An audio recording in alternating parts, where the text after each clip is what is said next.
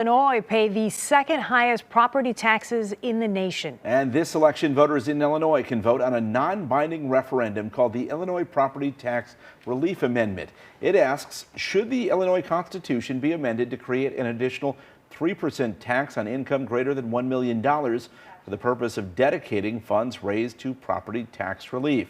Pat Quinn joins us now. He, of course, the former governor of Illinois. He's taught property tax law for years at Chicago Kent College of Law. And you are pushing this referendum. Oh, yeah, I believe in it. Let's start with, it's easy to find somebody to complain about property taxes, especially here in Illinois.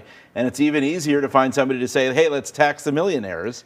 So how do you arrive at that conclusion? Well, the only way to do it is to find the money necessary to give real property tax relief to people who own homes. We have over 3 million homeowners in our state, and they're paying very high property tax, the second highest in the country. And how are we going to help them? The best way to do it is to fund it through this referendum. It says to the millionaires of Illinois, we got about 77,000 millionaires, that they would pay a little higher income tax in order to fund property tax relief for 3 million homeowners to live from paycheck to paycheck. How do you address, and I think there's a fear out there that perhaps anybody who is a millionaire, that may be enough to perhaps drive them out of Illinois and to another state.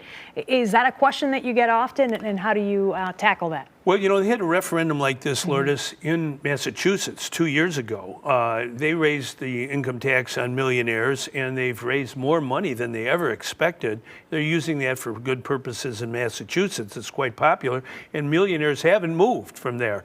You know, the bottom line is we're saying to people who declare more than $1 million a year in income tax, that if you didn't have a good year like that, then you would pay a little higher income tax. But that money will be used for a good purpose to help people who are trying to stay in their homes. This is a very big issue in Cook County, every county in Illinois. There was a somewhat similar argument made, though, for the Bring Chicago Home ordinance that was championed by Mayor Brandon Johnson, which was basically to raise money to fight homelessness, and that failed.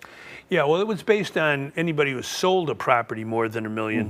This is folks who... But it's the tax the rich guy argument. Well, yeah, it is. There's a principle as old as the Bible. Taxes should be based on ability to pay. And if you make over $1 million a year, you may pay more in income tax. Many other states do that, like Massachusetts, for example. But we want to use that money to help people who really need the help. This would provide over $1.5 billion of property tax relief to people who live all over our state, every homeowner in Illinois, and that's worth fighting for. And that's why the referendum is on the ballot on November 5th when we vote for president. We want people to vote yes for that.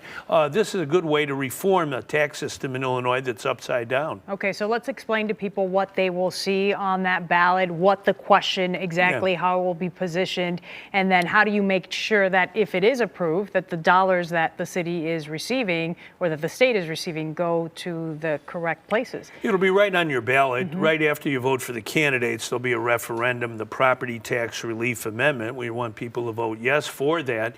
Now, the best thing we got to do, it seems to me, right after the election, is to do what we did with the Citizen Utility Board 40 years ago. I was involved in putting that on the ballot, and it passed, and we got the legislature within a few months to pass it into law. And we got to do the same thing in Illinois with respect to the Property Tax Relief Amendment. But that's a good point. This is just a referendum, but your hope is that, you know, if you get 60% support or something like that, you can then take that to legislators and say, here, see, you need to do this. Politicians follow the election returns. I've worked with a lot of politicians. Indeed, I was one.